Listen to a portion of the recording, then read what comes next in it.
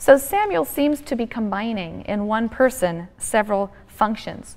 He is a priest, he's in the shrine, he offers sacrifices, he builds altars. He's also a seer and a prophet. He receives the word of the Lord, and like a prophet, he will be anointing kings. And he's also a judge in the sense that he leads Israel to military victory. But he also travels a circuit acting as a judge in a judicial sense. It says throughout Israel, but really most of the places we hear about are within the confines of Benjamin. So this story seems to mostly be focused in the southern region, in the tribe of Benjamin. But even he is unable to provide Israel with the kind of leadership that the text suggests is required. The Philistine threat is going to reemerge, and the crisis of succession will remain, obviously. And so the representatives of the 12 tribes come together to Samuel to ask for a king. Samuel is therefore a kind of a transition figure between Israel, the semi-democratic confederation, and Israel, the nation and monarchy. It's going to be a huge transformation, as we'll see, but he's going to be the one to bridge the gap to this new kind of leadership. Now, as in Judges, the historical account that we have in 1 Samuel contains many contradictions, many duplicates. So scholars take these as evidence of the existence of various conflicting sources and traditions that have been put together in a larger framework. So for example, we have 3 different accounts of the choice of Saul as king. We have 2 accounts of his being rejected ultimately by God. We have different accounts of how David came to know Saul and how David entered Saul's service. We have more than one account of David's escape into Philistine territory, of his sparing Saul's life. That happens twice. Twice he has the opportunity to kill him, twice he spares his life, and so on. Goliath is killed twice. Only one of those occasions is by David. The other occasion he's killed by some other hero.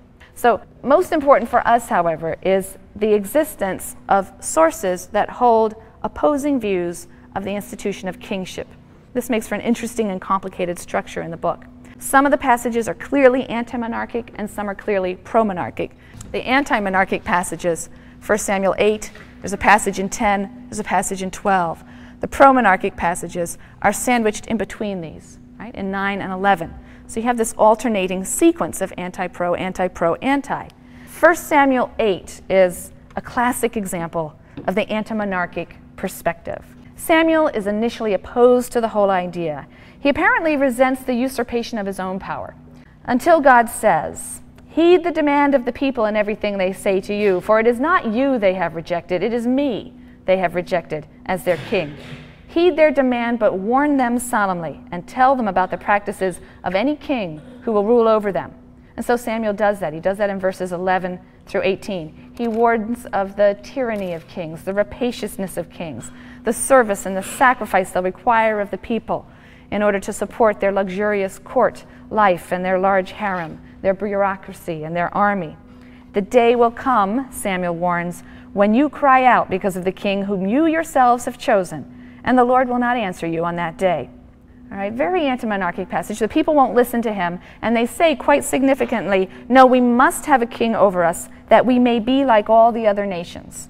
Let our king rule over us and go out at our head and fight our battles." So this is an explicit and ominous rejection, not only of Yahweh, but of Israel's distinctiveness from other nations. And what, after all, does it mean to be a holy nation, but to be a nation separated out from, observing different rules from other nations?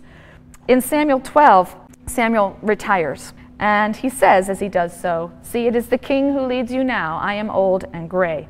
And he again outlines what is required of a good king, and then again chastises the people for even having asked for a king, warning that really God must be served wholeheartedly. A king should not interpose himself.